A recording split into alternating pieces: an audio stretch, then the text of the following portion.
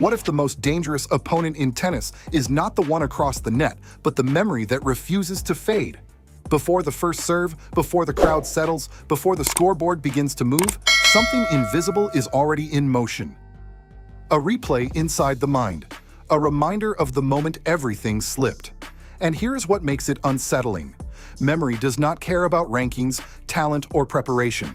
It waits quietly, then appears exactly when pressure rises. This match begins long before the warm-up. It begins with unfinished emotion, with questions that never received answers, with the terrifying need to prove that the last painful moment was not the truth about who you really are. That is why the air feels heavier. That is why every point will carry more meaning than it should. Because this is not just competition. This is confrontation with the past. And once that confrontation starts, it does not pause between games. It follows every thought, every breath, every decision that must be made under pressure. Coco, that was clinical from start to finish. I know you weren't quite pleased with your level yesterday. I'm sure you feel differently about it today. Yeah, it was a bit better today. I could have served a little bit better, but I made it in when it mattered. And yeah, Alex is a tough competitor. And even when I was up, I knew that she can come back at any given moment. I've seen her do it before. Here is something most people never truly understand about early tournament exits. They don't end when the match ends. They travel, they follow, they linger in quiet moments when no cameras are around. The Australian Open didn't just start a season, it planted emotional residue that refuses to disappear. Because when a major tournament ends earlier than expected, it doesn't just create disappointment, it creates questions. Questions from analysts, questions from fans, questions from journalists. But the most dangerous questions are the ones athletes ask themselves in silence. Was I prepared enough? Did I hesitate? Did I panic? Did I waste an opportunity that may never come back the same way again? And here's where things become even more intense. In modern tennis, failure is never private. Every shot gets replayed. Every mistake gets slowed down. Every technical weakness gets discussed by thousands of voices who were never inside the moment itself. Loss becomes content. Doubt becomes discussion. And slowly, something subtle happens. The result stops being just a match and starts becoming a narrative.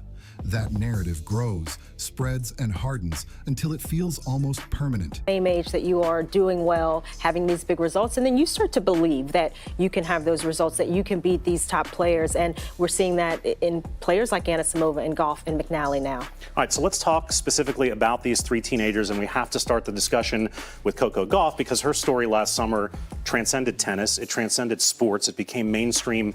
Unless something powerful forces the story to change direction. And that is why this next final carries tension far beyond rankings or prize money. Because sometimes one tournament becomes the opportunity to erase the emotional shadow of another. And if that opportunity slips away, the shadow grows longer. There is a silent shift that happens when success stops being surprising and starts being required. At first, victories feel like breakthroughs. Later, they feel like obligations. And once expectation becomes permanent, pressure no longer arrives only on big stages. It follows everywhere.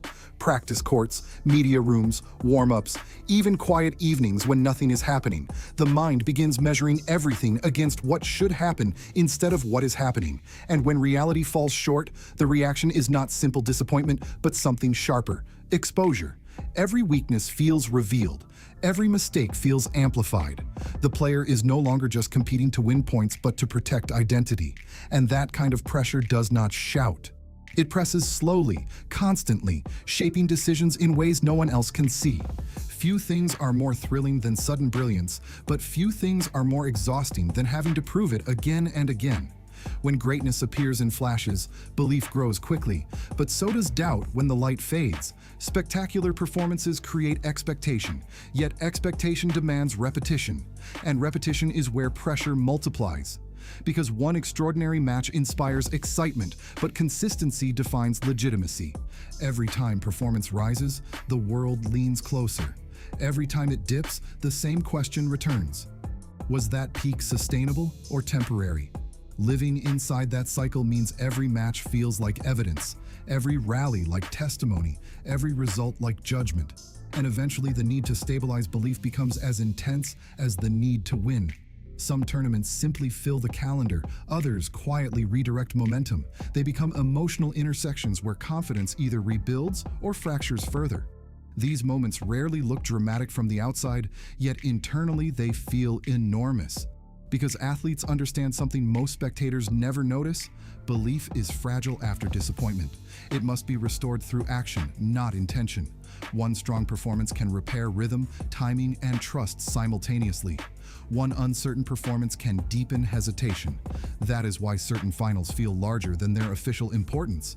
They sit at the edge between recovery and regression, between forward motion and lingering doubt. And when players sense that turning point approaching, tension rises before a single ball is struck.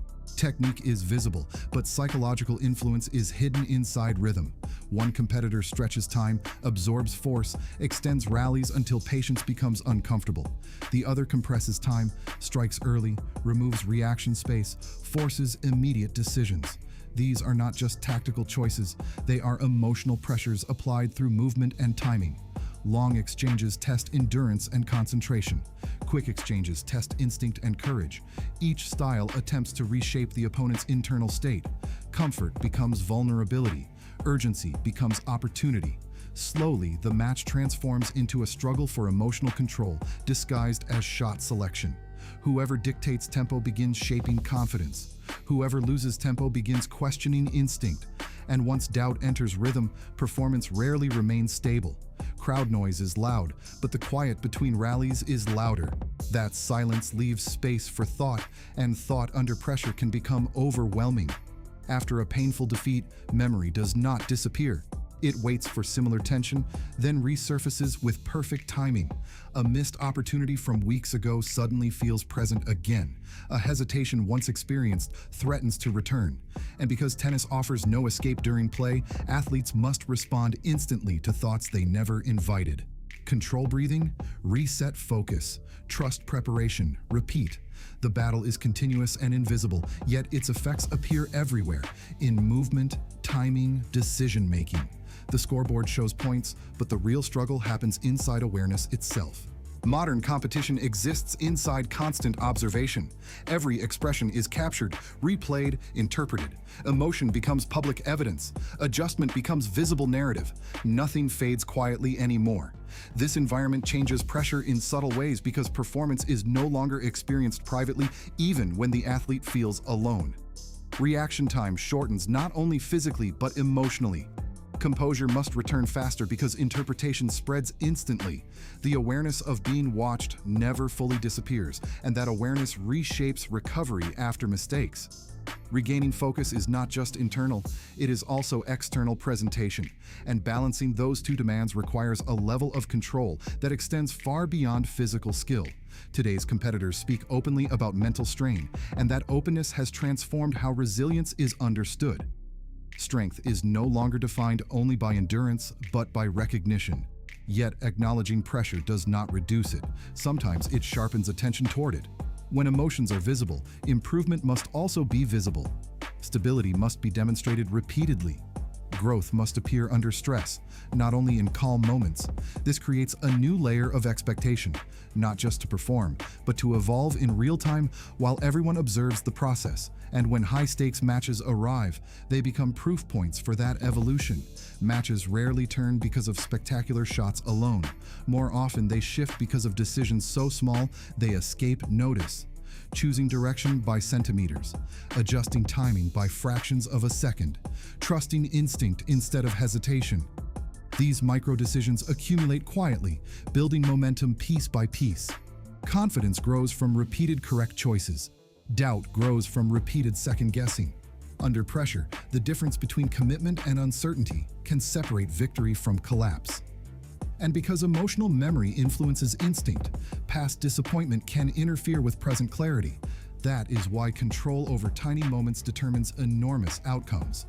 A single victory after disappointment does more than add success. It interrupts narrative. It changes how future challenges are perceived. Confidence restored in one arena travels forward into the next. Movement feels lighter. Decision-making becomes quicker. Risk feels manageable again. But when recovery does not arrive, uncertainty stretches across time. Hesitation lingers in crucial points. Questions remain unresolved. Momentum is not visible like statistics, yet it shapes performance repeatedly. And certain matches become gateways that decide which direction that momentum will travel. Revenge sounds external, but its deepest form is internal correction. It is the determination to close the distance between previous limitation and present possibility. To transform memory from obstacle into instruction.